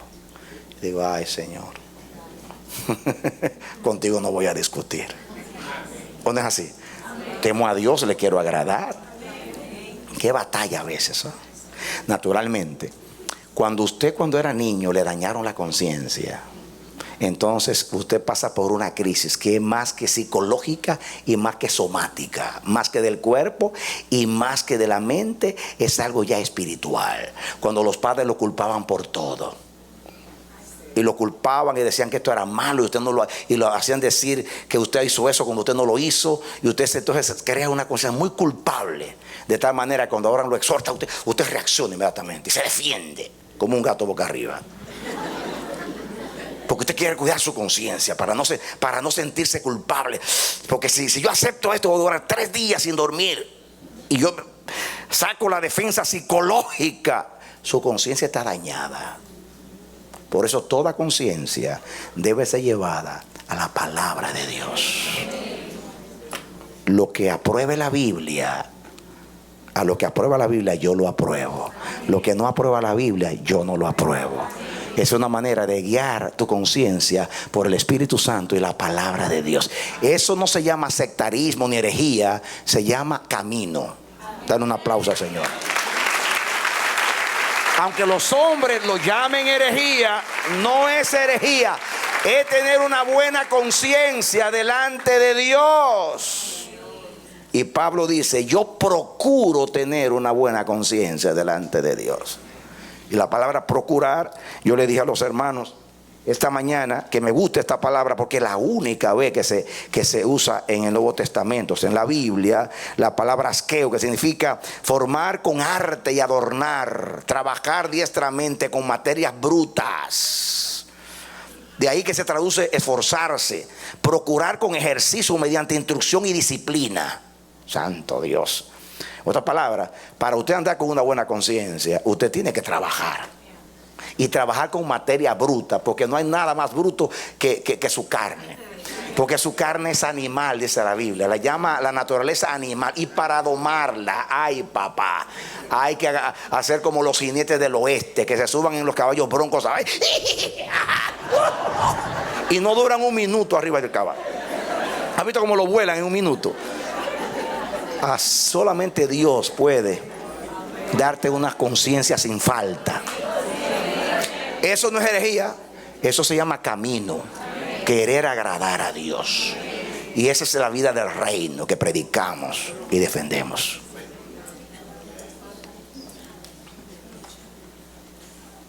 Cuando nosotros dividimos, ¿saben ustedes cuándo dividimos? Cuando no nos dejan vivir a Dios. Ahí tomamos la maleta y nos vamos. Porque Pedro lo dijo, obedecer a Dios antes que a los hombres.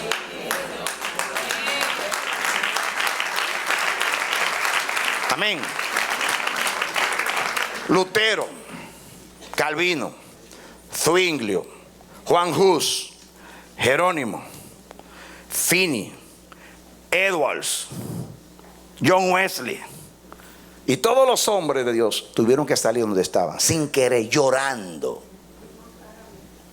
porque simplemente querían vivir a Dios y no lo dejaban. Eso no es herejía, eso es camino.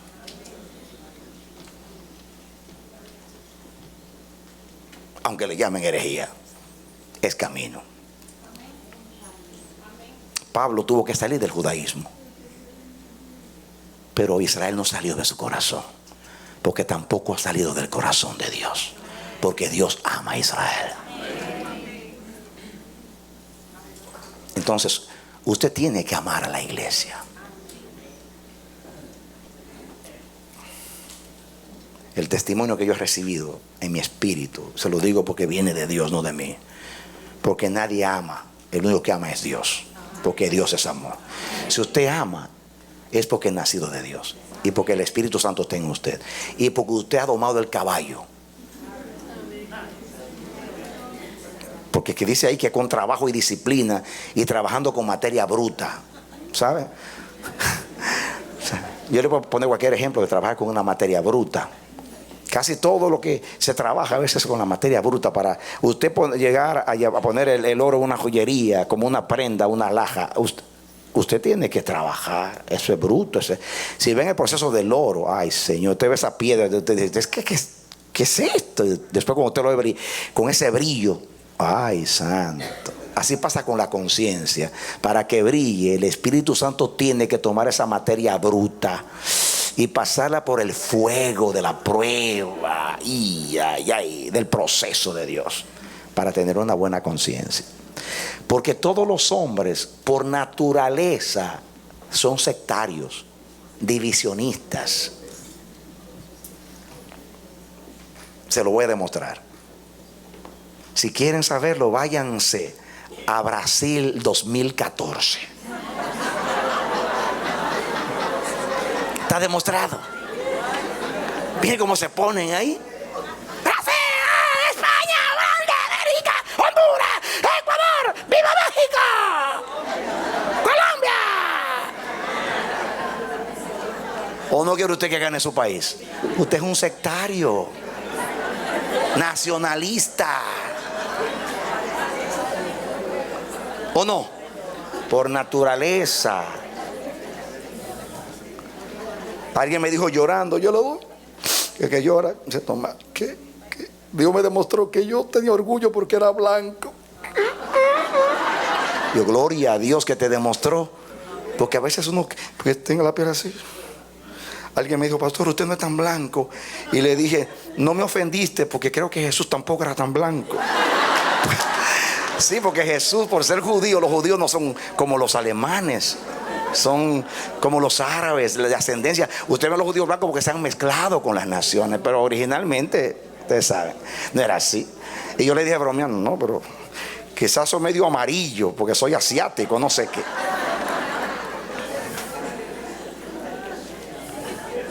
Pero por dentro brillo, porque tengo la luz de Dios adentro. Amén. Gloria a Dios. Cuando pusieron esas luces, alguien me vino con la buena noticia. Pastor, antes no se te veían los ojos, pero ahora se te ven, que son azules. Y digo yo, también se me ven las arrugas, ¿no? Porque la luz todo lo revela. La Biblia dice que el que ama la luz se expone a la luz para que se vean que sus obras son hechas en Dios. El que no ama la luz se esconde a la luz para que no se manifieste lo que hay. ¿Usted entiende eso? Eso no es herejía, eso es camino. Cuando usted le dice a la luz, los que son de Dios, aman a Dios, aman su palabra. Jesús dijo, el que es de Dios, la palabra de Dios oye. La luz todo lo expone. Solamente ven los ojos así, cuando lo abra así. Porque como mi mamá se me están arrugando con los años.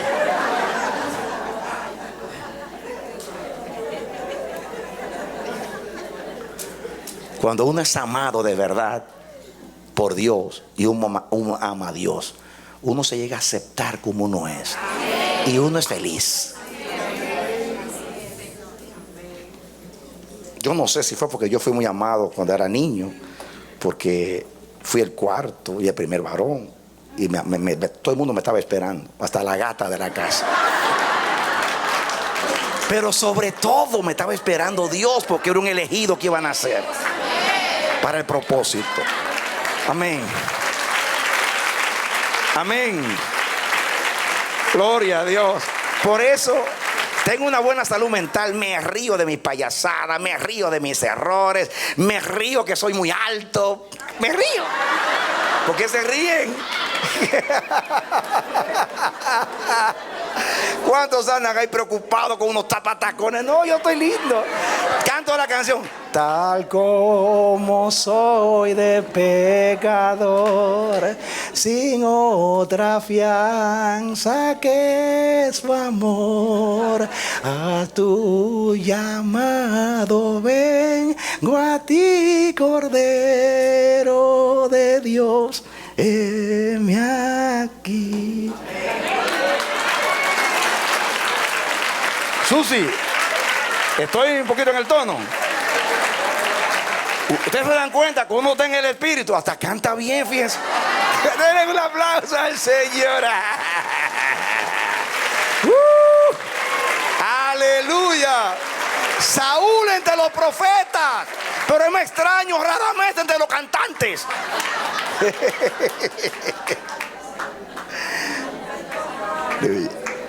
A ver, gloria al Señor.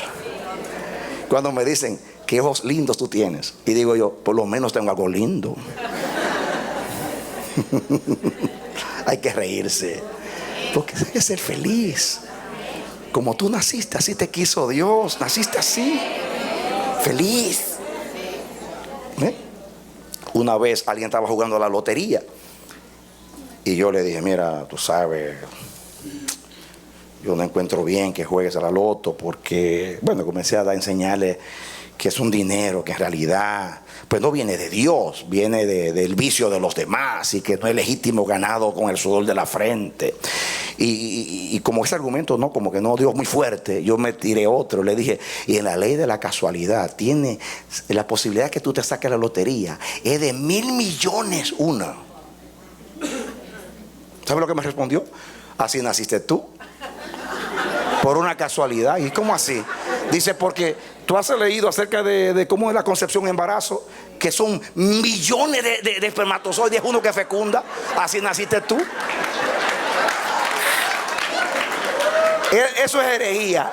Eso no es camino. Dale un aplauso al Señor. Eso es herejía.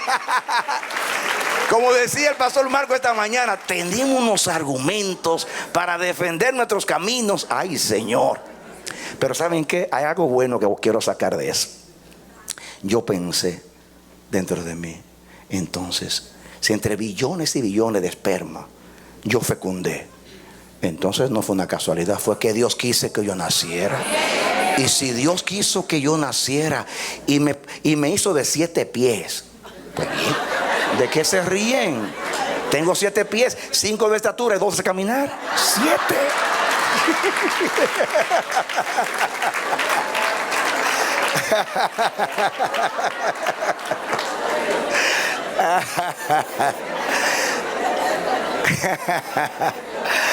Amén. No, tengo un poquito más de 5. 5, 7 y medio, 5, 8 por ahí. Cuando no te has robado, mi esposa me dice, enderezate para que sea más alto. Mira lo lindo que te ve. Gracias, mi amor. Mi mamá también tuvo a la vida entera por enderezarme y no lo logró. Ay, Señor, dale un aplauso al Señor.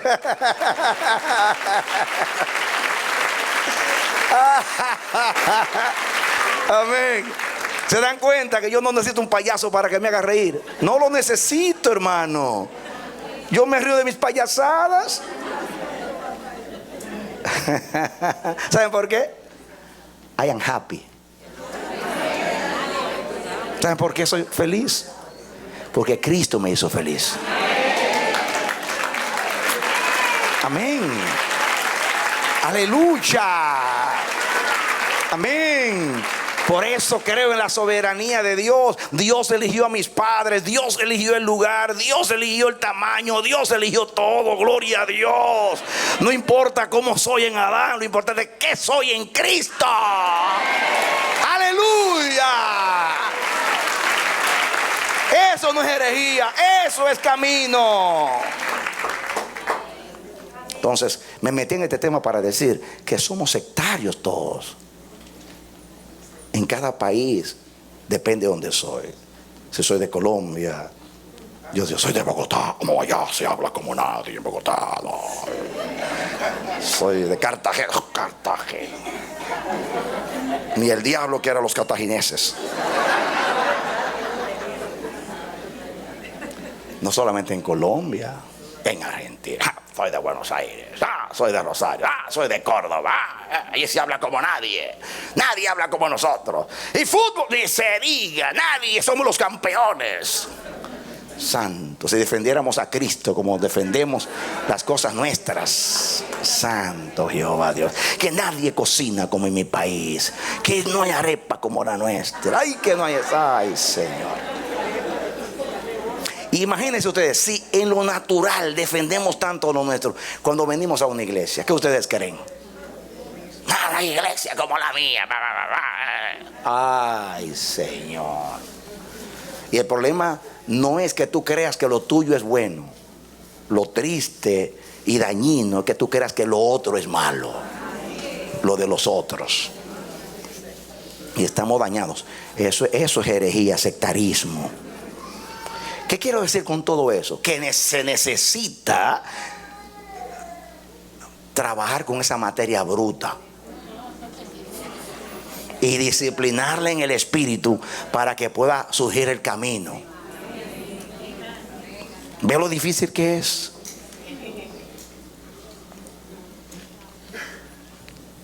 ¿Por qué dice Pablo hay pleitos entre vosotros? ¿Por qué son los pleitos? Lo mismo. Este no me cae bien. ¿Y por qué te cae bien? Porque te compro una pizza. Por eso. Porque te saluda. Porque te trata así. ¿Y aquel por qué no?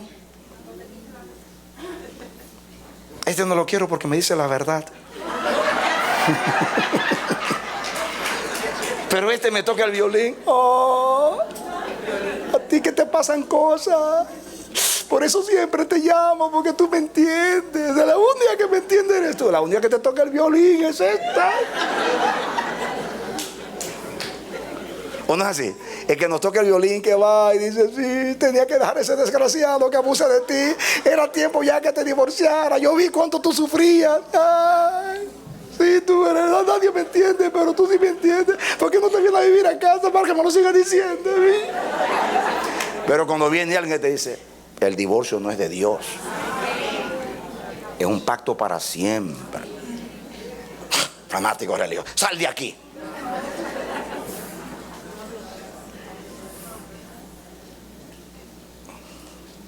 Eso es herejía o camino.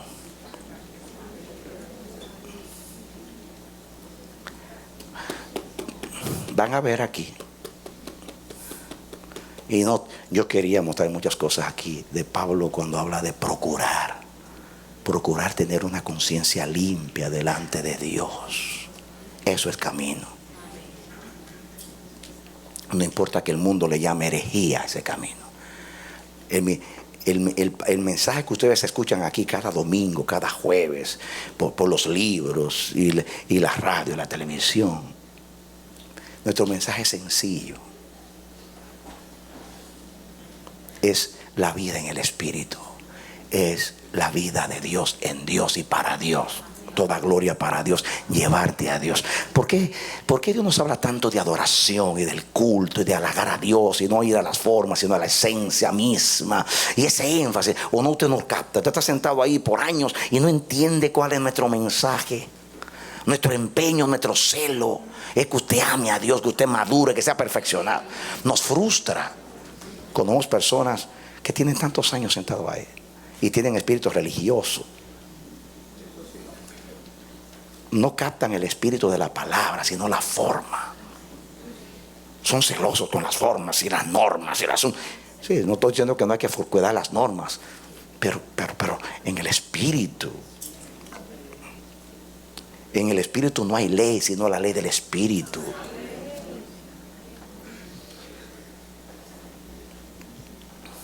Oh, si viviéramos en el espíritu, ya estuviéramos en el cielo. Ya Dios nos hubiera llevado. Si viviéramos el espíritu de la palabra.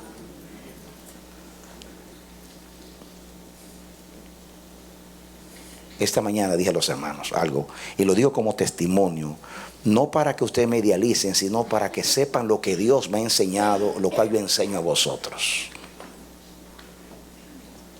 Cuando vamos a las naciones y hay ministros, siervos de Dios que aceptan este mensaje, dicen, yo me identifico con esa palabra, la quiero vivir, quiero guiar a la iglesia por este camino. Muy bien, entramos en una relación. Y entonces a veces me han dicho, quiero salir de la denominación o de la cobertura, como se llame.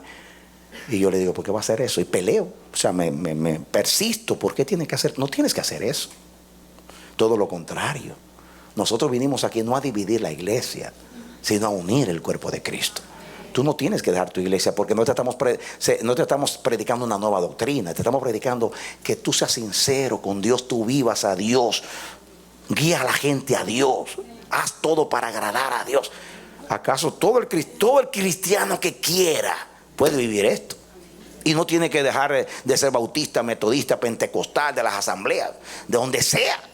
Estamos hablando de vivir a Dios.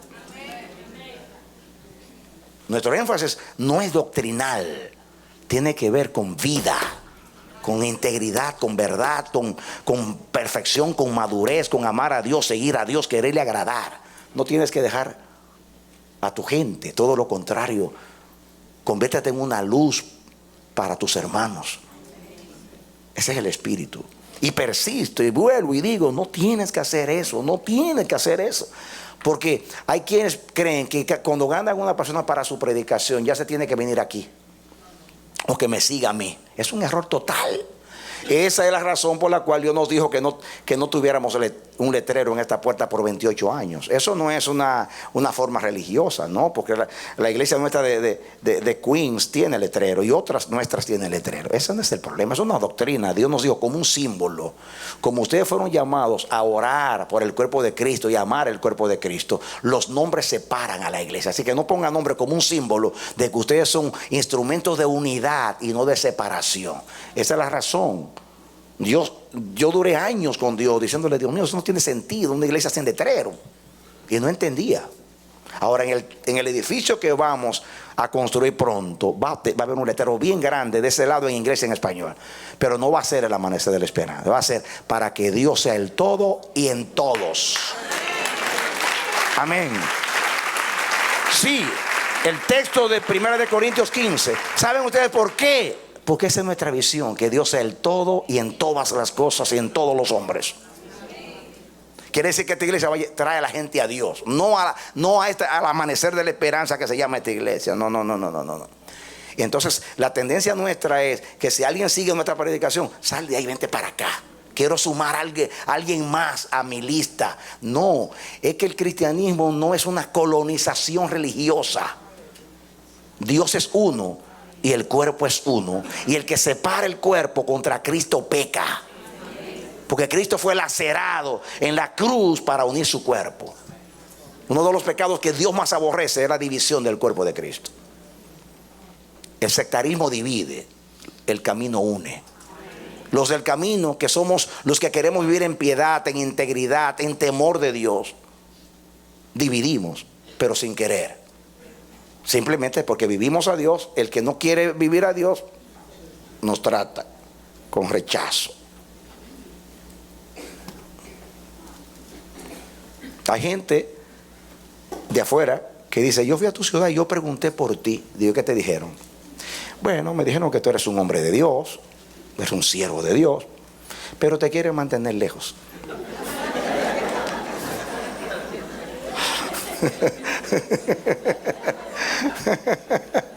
Y es verdad. Hablan de mí, oh, no, un siervo de Dios, un siervo de Dios. Pero déjalo allá en el Bronx, tranquilo, solo. ¿Saben por qué? Viene perturbando la conciencia este.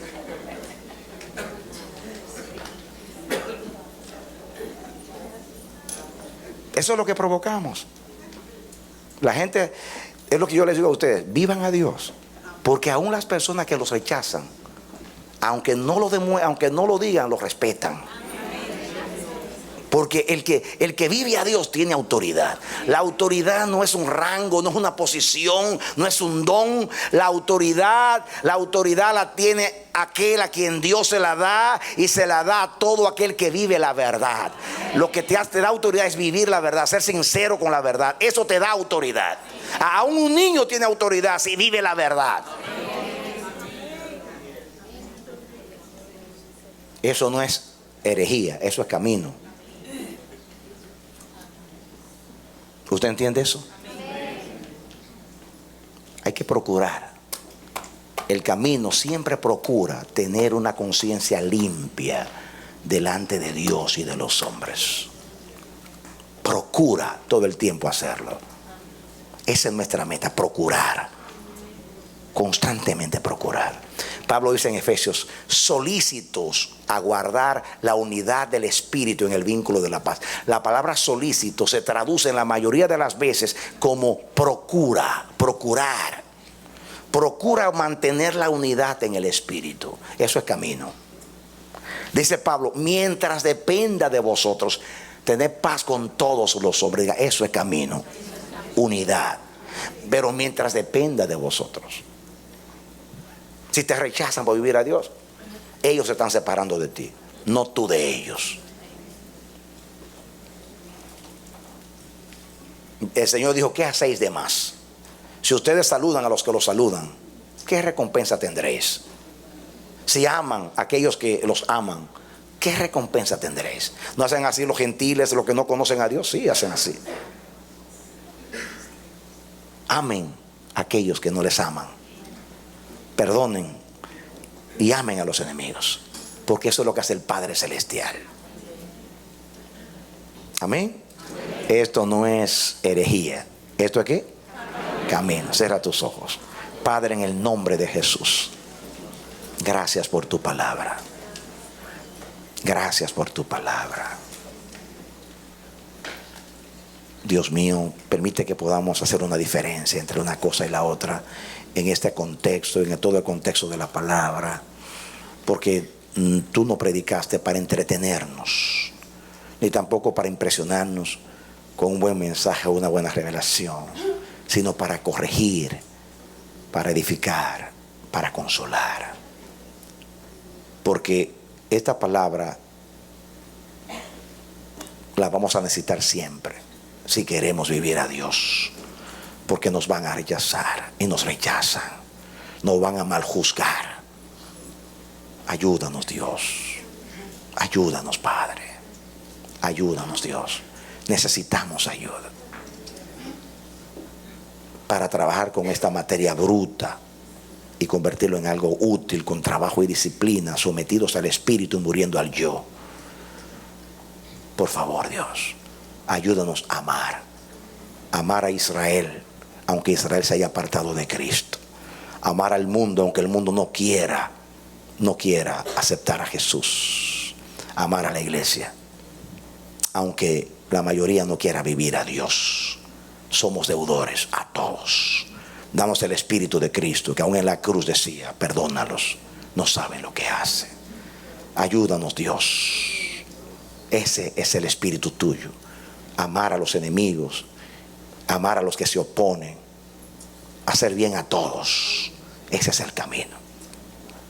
Ayúdanos a ser sinceros, íntegros, a vivir la verdad, a ser transparentes, sinceros. Ayúdanos, Dios, a vivir siempre con una conciencia limpia y sin falta delante de ti y de los hombres, porque ese es el camino. No importa que los hombres se le llamen herejía.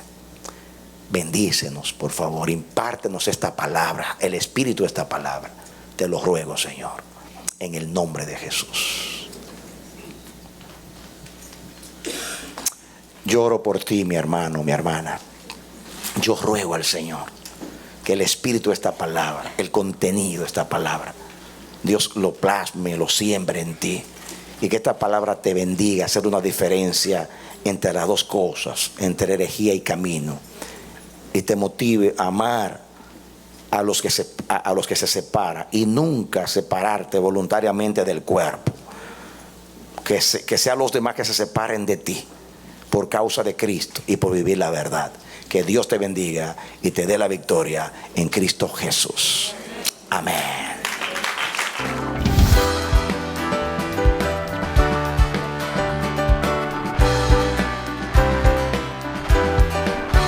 Este ha sido su programa Voz de Restauración. Si desea comunicarse con nosotros, escríbanos al P.O. Box 70, Bronx, New York 10473, o visita nuestra página web www.elamanecer.org. Nos despedimos hasta la próxima. Que Dios te bendiga.